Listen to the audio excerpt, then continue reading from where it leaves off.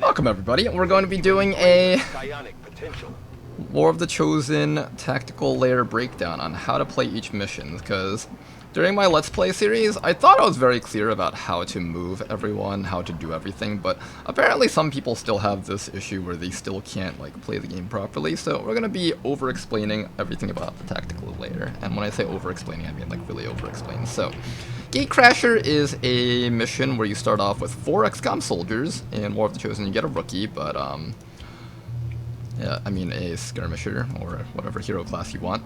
But you start off with 3 rookies in War of the Chosen. Now this is actually doable even if you started off with only 4 rookies, but since we're playing War of the Chosen, we'll be playing it with the hero class. Now how is this going to work? Well, first of all, you have to understand that Gatecrasher is like a raw test of mechanics. It's literally just rookies. 65 aim, 3 to 5 damage with assault rifles, no aim penalties from being up close or far away. It's just assault rifles, frag grenades, Overwatch. That's literally the raw test of your skill. Now, at first you think, oh man, I'm gonna have to use all of these moves at my disposal. I'm gonna have to use Overwatch, but no, it's just kill everything before it gets a chance to shoot you, mostly.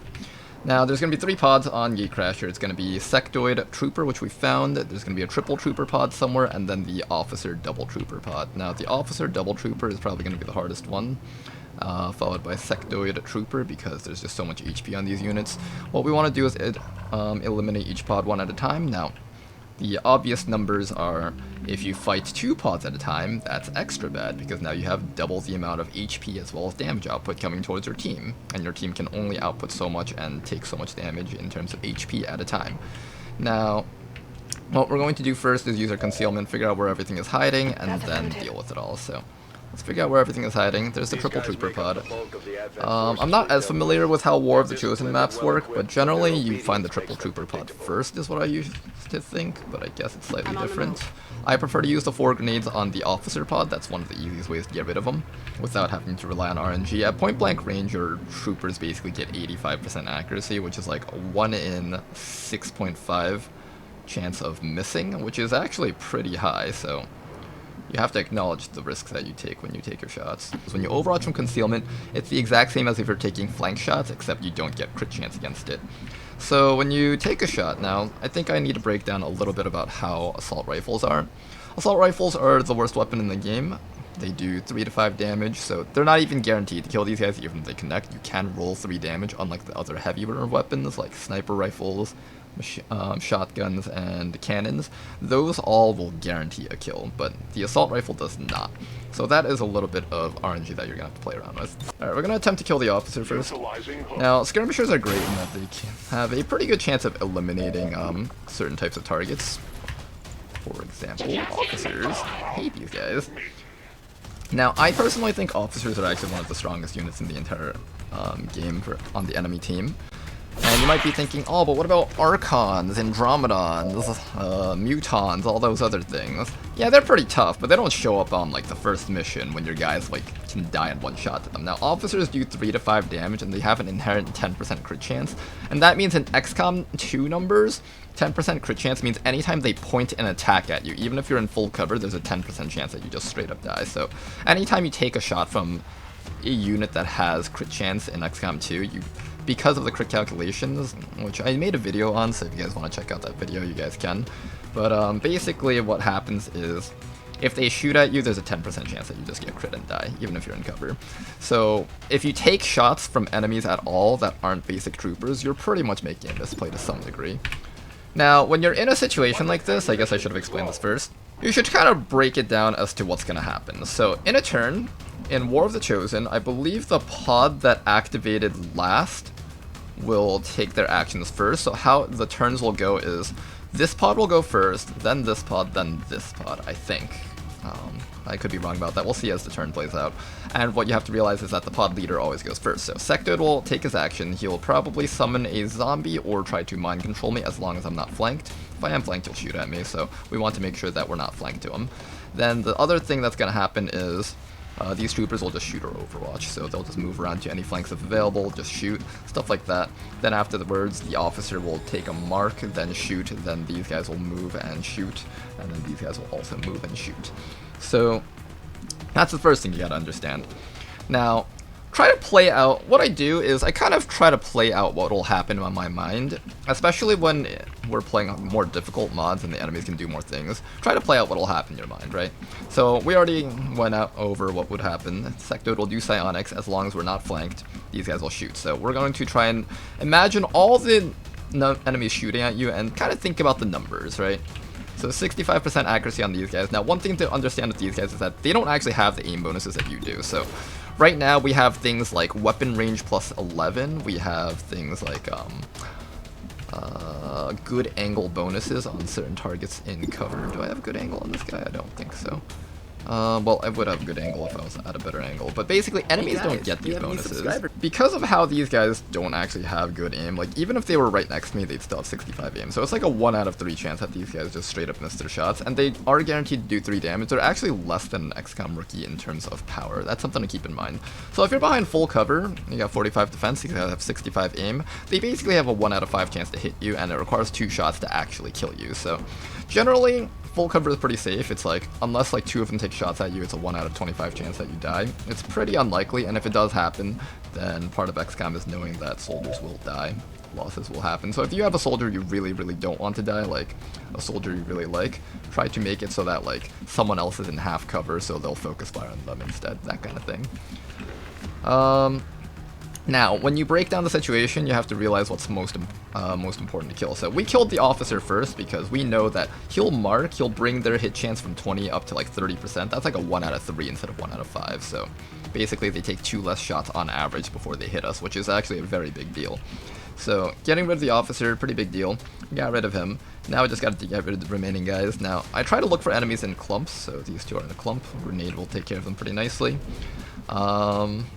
Grenades only do 3 to 4 damage, and even though it says 3 to 4, it's not a 50% chance that it'll kill this guy. How it works is a grenade in vanilla has a 20% chance of rolling 4 damage and a 80% chance of rolling 3 damage. So it's a 1 out of 5 chance of killing this guy. So don't count on your grenades to kill admin troopers, unless you're super desperate. How I'm going to do this is I'm going to move into... I kind of want to move out of range of the sectoid. Now, the sectoid's not shooting at us as long as we take cover against him, but that's actually still kind of bad because he has a lot of HP. If he does manage to mind control a person, he will actually become a threat.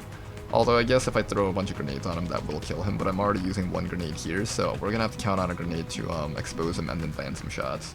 I think that's worth it, more worth it than letting these guys live, so I am going to throw a grenade on these guys. Nice, 1 down. I'm going to try and conserve some grenades, so I'm going to move this guy up to like here and then take the shot. Now, this trooper over here can actually flank us. That can actually be a kill, which is kind of unfortunate. I didn't think about that. But yeah, think about your moves. So think about what the enemies can do. This trooper can actually run up to a flank. He can run up to here and then shoot that person in the back. He might also just prioritize being in full cover and just stand still and shoot. You never know.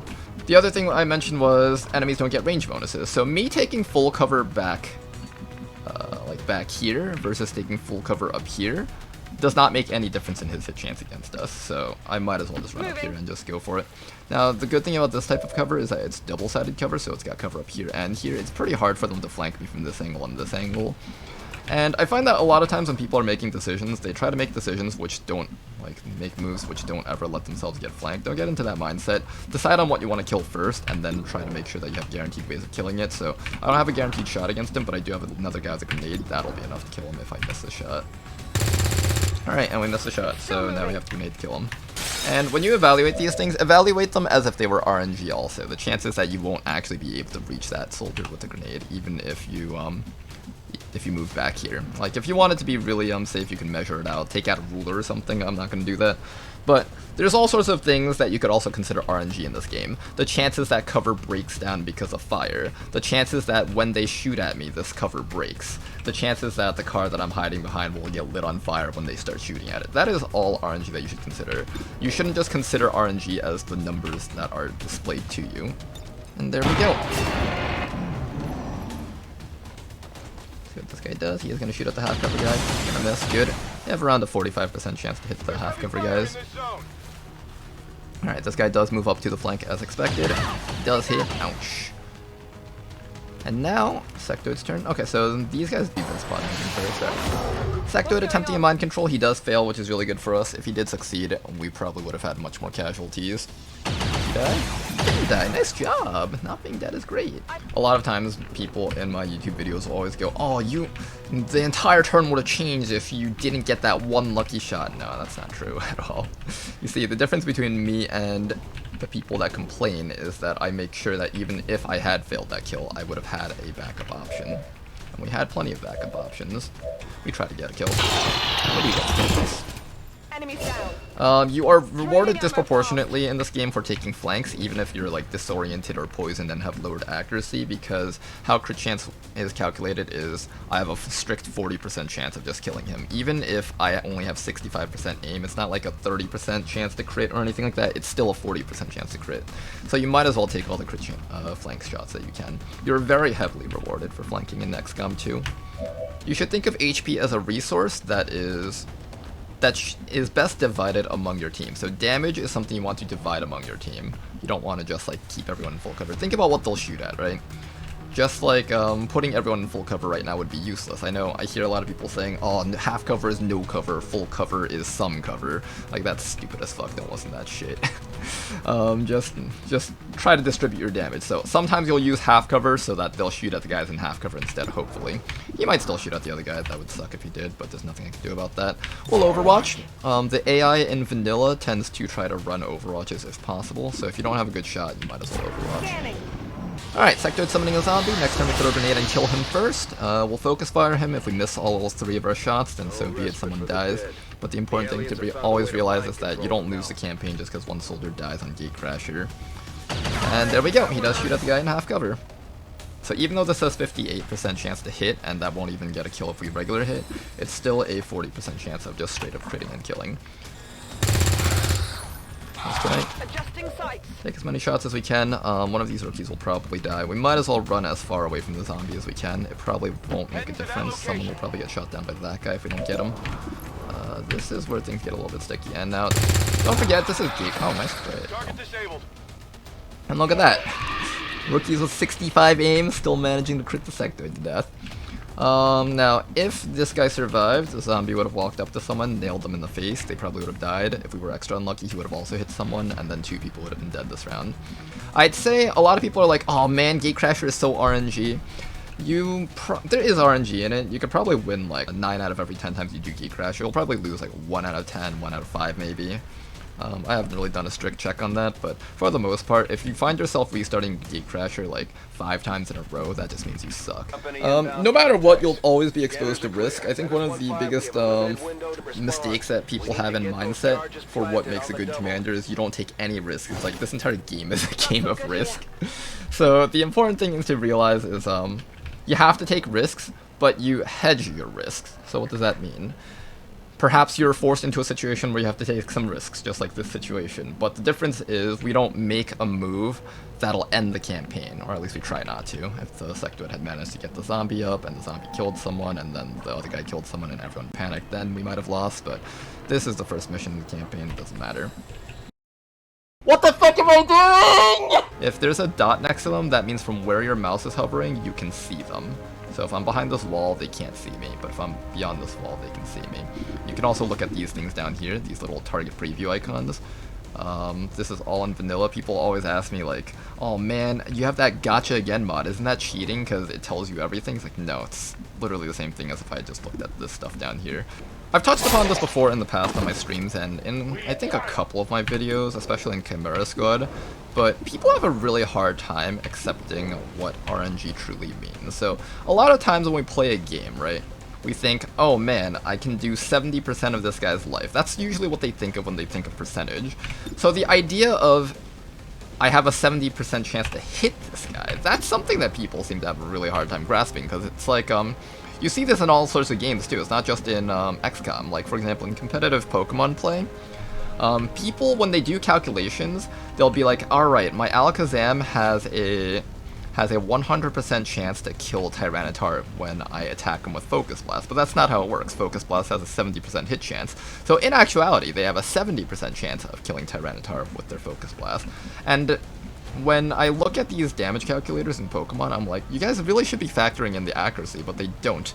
Because people have a hard time grasping the idea. They'll just chalk it up to like bad luck from this. But that's not how it works. Yeah. Right. Yeah.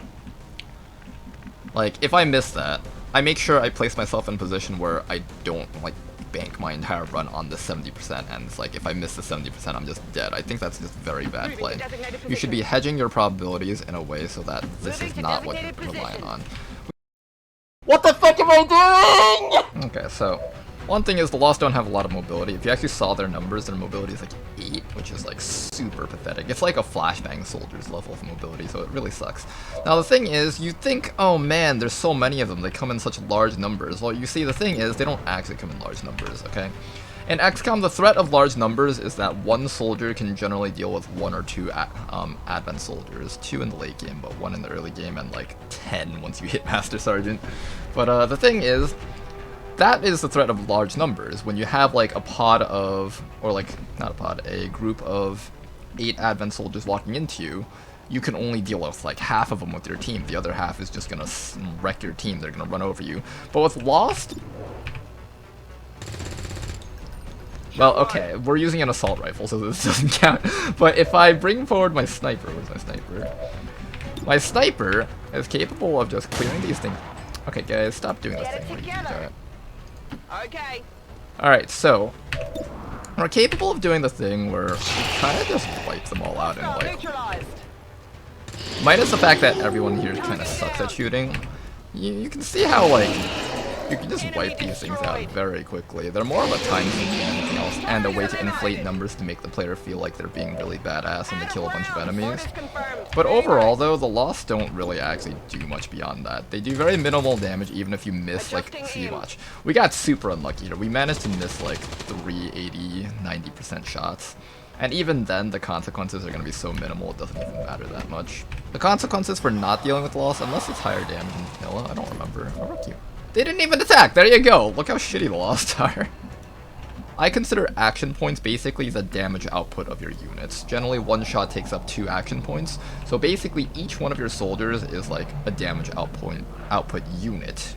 And generally you'll have to invest like 1 unit of damage output to kill like 1 advent trooper, or 2 units of damage output to kill like an advent officer or something. But with Lost, they're one collective, and you don't use up any damage output units until you used up like all of your ammo, in which case you have to spend half an action point to reload, and then you can continue shooting. So once you reach higher levels, once you're like no longer using squaddies and rookies, or whatever they call the first rank, once you reach like sergeants, corporals, you're essentially just going to clean up pods of Lost so quickly that they're essentially not a threat. You don't have to worry about Lost at all.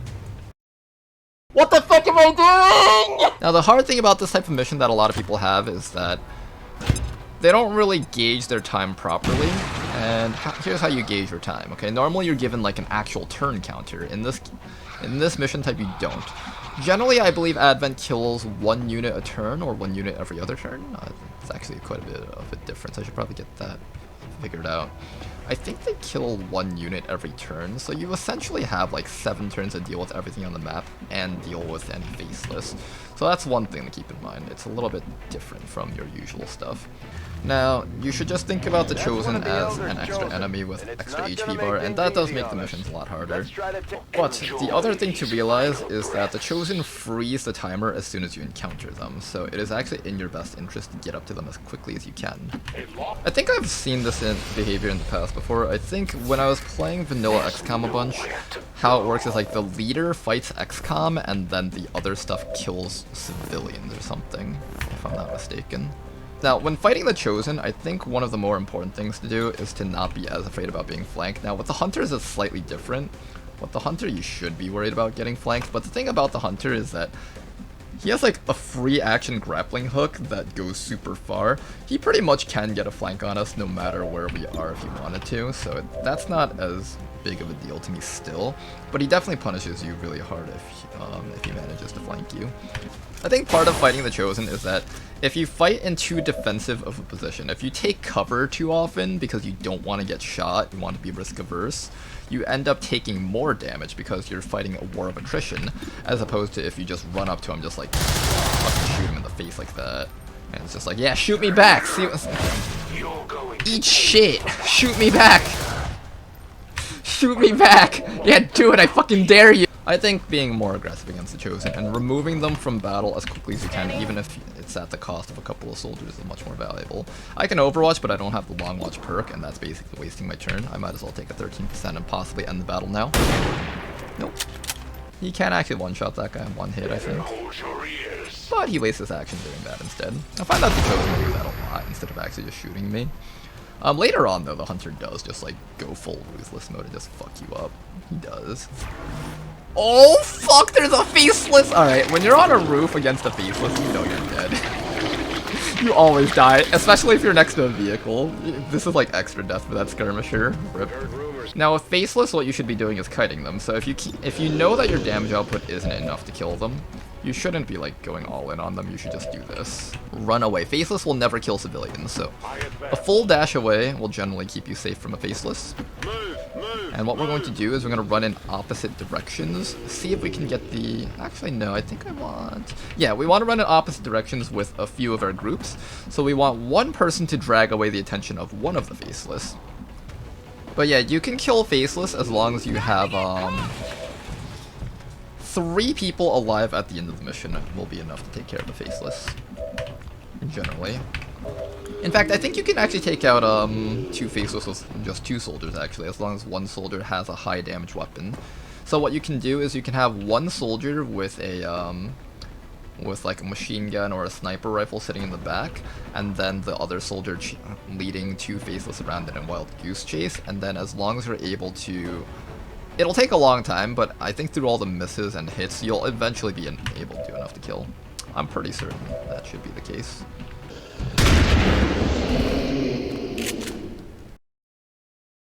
What the fuck am I doing?! We finally got our first timed mission, so I get to explain these a little bit more. So you start off with 7 turns for the timed missions. You have to get up to the objective and hack it. Now, people are very bad at dealing with timed missions for some reason, and I can see why. Timed missions, you have this bit of pressure on you, and then you freak out a bit, you yellow move up because you feel like you're running out of time, you activate too many enemies, and they all kill you. With how timed missions work, if you blue move forward every single turn while you're fighting, you should be fine. And it's even more imperative on timed missions that you take a brute force team. Now on hack time missions, it's actually fine to bring a specialist if you don't feel confident in your ability to get the objective, but personally, I opt to just move up and kill everything. So let's begin. Using concealment, you should try to get as close as you can to the objective. This is the only time you'll be allowed to safely double dash, so I'm just gonna yellow move straight into the objective until we find the first pod. Now, of course, there's gonna be 3 pods, one that will meet you head on right at the beginning of the mission, one about in front of the objective, and one behind the objective. This is the first pod, right there. We're gonna kill these guys really quickly. And this is a pacing that... But there are times where you're gonna have to decide, is it worth the risk? And generally my idea is, will I squad wipe? Will my soldier die, but I can still win the mission? Will it tank the entire campaign? Those are kind of the things I evaluate when I think about these kinds of things. One of the ways I evaluate how to make a move, if you're stuck and you don't know what to do, pick a move where that'll be a deciding factor. So for me, it was this chop. If I get the kill, then I do the hack. If I don't get the kill, I probably have this guy contribute to combat using a shot or an overwatch. And then everyone else would have to find a way to make themselves useful. Might as well take the shot because you got no better action. Land it, great. Taken care of. Another case of what this action results in will influence my decision. I take the shot first. If I miss, then I find someone else to deal with that guy, like this guy over here. I made sure I had an option to go with that, and if he does land, then I have the easier choice of just being able to flashbang the sectoid with you. What the fuck am I doing?! Ideally, they all walk into me on Overwatch. That is almost always a better position to be in. One, because you get Overwatch shots, of course, but the other reason is so that the enemies run into you. If you run into the enemies, you had to spend half an action moving into them, and you're essentially down in action, because they'll take cover against that guy, so that means that guy can't move to a flank and shoot. Heading to that location. But in this case, it seems like we'll have to do a little bit of... Roger that. Slightly more aggressive movement, which is fine. It's not a big deal if you have to walk Orders into them. It's just confirmed. On the ideally you would not do it, if possible. Headed there now. And always make sure you move all your guys first before you end your turn like this. Otherwise you walk into it. No. that won't do Always it. make all your blue moves first if possible, then perform the actions that'll conclude your character's actions. It's almost always just a better solution.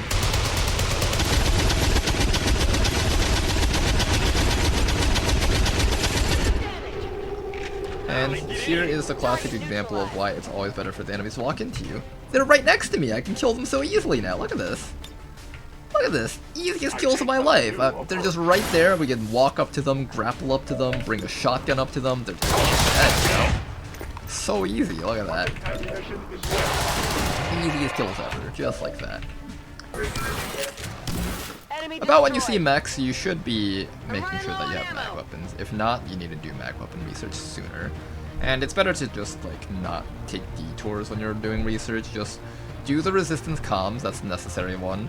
Don't do breakthroughs. I think breakthroughs are complete fucking bait. What did you say? What the fuck am I doing? Even the ones that upgrade your damage by 1, unless it's like something like super good, I highly recommend against breakthroughs unless you know what you're doing, because if you do the breakthroughs, you kind of end up putting yourself behind by like 10 days. That's like 1 mission's worth of time. Definitely upgrade your weapon damage, and it might seem worth it, but I actually think even some of those may not be worth it depending on damage calculations. You have to like calculate the damage, see if it'll net you any 1 shots or 2 shots that would have otherwise been 2 shots or 3 shots. So for example, you might have calculated, oh, with mag weapons it requires 3 shots on average to kill a mech, but with this damage upgrade, then it requires only 2 shots on average with this gun type. And even then, it's like, it's kind of iffy. You're still putting yourself behind a little bit. You have to really think about it. One of the ones, surprisingly, that I think is most worth it is actually upgrading ballistic weapons by 1 damage. And it might sound really counterintuitive, because that's one that, like, holds you back below mag tier for a while, but upgrading your ballistic weapons by 1 damage brings you to almost mag tier, and then, like, you can just hang around there for a little bit longer and do other researches if you really wanted to. And then not have to worry about not being able to build mag weapons because you ran out of alloys or something. It's actually not too terrible to do that. What the fuck am I doing? It's the first get on point mission that we're doing this campaign, so I guess I can do a lot of explaining about this. Now, get on point missions are very different from your usual get to the objective missions. Now, with a get to the objective mission type, if you don't reach the objective, that's fine. You can still evac your team. With a get on point mission, if you don't get there on time, you're just straight up dead. So on these types of missions, you need to fucking move. So that's exactly what we're going to do. We don't have a Reaper on our team, so we don't have like a scouter, but what you can do is scout with your VIP. That way your other people will be there to react when the time comes, which I think is actually very valuable. If you're not in concealment and enemies walk into you while you're out in the open, they do not shoot. If you're in concealment, they walk up to you and they reveal you while you're in concealment, they shoot. It's really backwards, but it's their solution to dealing with people doing Overwatch strats from concealment. Hi there. Alright, Muton Purifier. This will be the first Muton that we fight so far. This is a very, very nice mission to demonstrate a lot of things, but we also have mag weapons, so that's kind of cool too. That Muton just got fucking destroyed. Okay, well, I don't get to explain anything about Mutons, but they're one of the few, or not one of the few, one of the higher levels of kill on sight, even more so than stun lancers probably. Those things can straight up kill your soldiers in 1 hit if you're not careful, so it's very important that you kill them off as quickly as possible. Now, how you evaluate this is a little bit different from how you would evaluate normal things. So normally you would just say, alright, go for the guaranteed kill, and you would just go for the slash, or that's not a guaranteed kill, but go for like the guaranteed hit so you can get damage off. In this case, we're not doing that, because there's a couple of things that I want to evaluate. So one is how many enemies there are. I forgot how many enemies there were on this mission, so I'm going to assume it's like moderate difficulty or something like that. And activating more enemies right now in a bad position will cause a guy to go down, and on these types of missions, having even 1 person go down makes the mission harder. And while that's not an issue for regular guerrilla ops mission, because you can just call reinforcements or call evac, in this one you can't call evac. So if a mission becomes harder to win, that's much, much worse. That's like exponentially worse for you. So you want to really make sure that you're in a position where this is not going to be a problem for you. Eliminate each group without getting exposed, and the best classes to do that is actually the gunner class, because of grenades and more grenades and being able to just shoot from a distance. Their guns are decent damage and they're still decent accuracy if you've leveled them up. And these guys are there to clean up anything that you really, really cannot kill, like stun lancers or high HP mutons and stuff. That is going to be how I play out these next few turns. And we're just going to be moving forward, eliminating each group of enemies a little bit at a time. You do get more turn timers on this mission, so it's much valuable to slowly move rather than rush towards the objective. Going to take these guys and slowly walk them up, making sure to stay behind the line that my first unit had blue moved up to. This kind of sets up the line. And how I determine when I should stop overextending is, with the first move, you kind of have to overextend in order to get any damage done. That's worth the risk of activating another pod, because you still have 5 other actions remaining. 4 or 5 other actions, depending on your squad size. I think it's 4 right now. So we would still have 4 other actions remaining for our teammates to help deal with the situation. Now, as I move units forward and start taking offensive actions, they'll run out of actions. I essentially have less units to use, less points of damage output. As you have less points of damage output, you should be much more wary of activating more enemies. It's a classic example of if you have one guy left and you yellow move up and then you activate a whole group of enemies, you're just gonna get fucked. So you try to avoid that, of course. And there you go. This mission type is slow and methodical. You move forward one at a time, eliminate each group of enemies one at a time. If you run across multiple groups of enemies, don't panic, do the same as we've done in the past before. Identify threats, remove the threats. So if I had encountered this pod along with the other pod earlier, then the threat would be the mech first, followed by the officer and anything else that can shoot. Then deal with everything else like purifiers and sectoids. Flashbangs to disable purifiers and sectoids if necessary. Things of that nature are all going to be how we win these.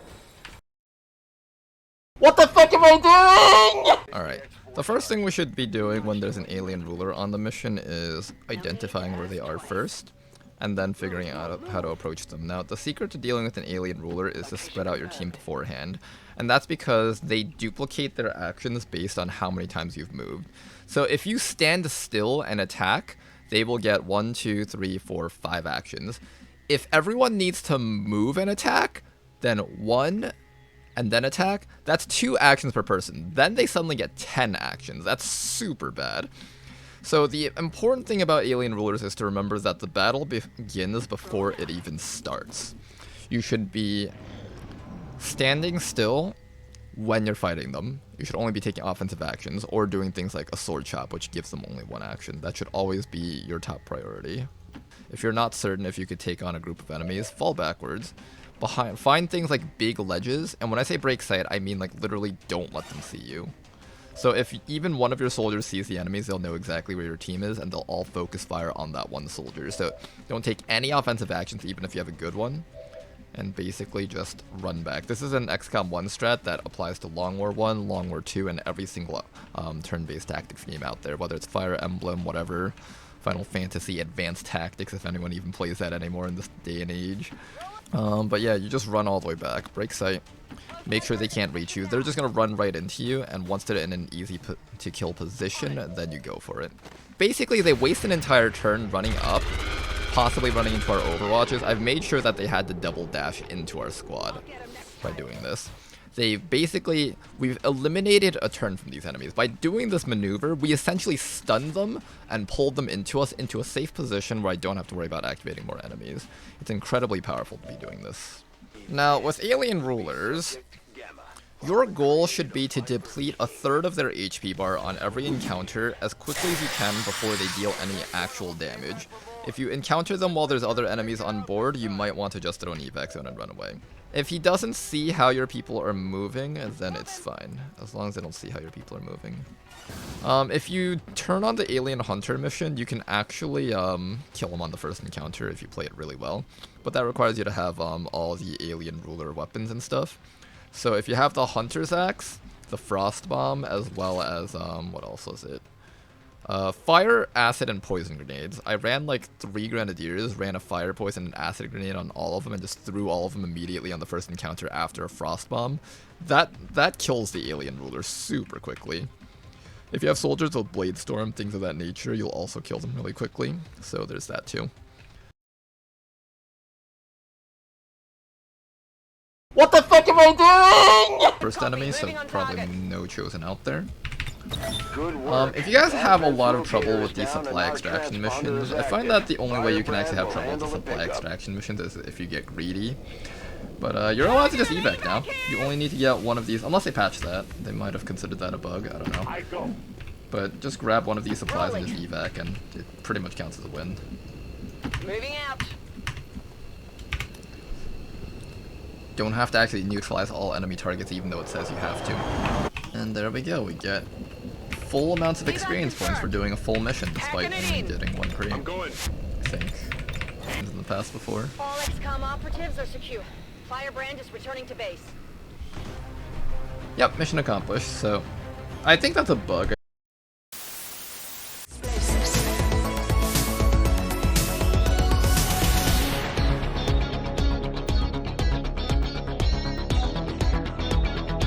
What the fuck am I doing? Hostiles pacified. I know, really engaging gameplay these lost have.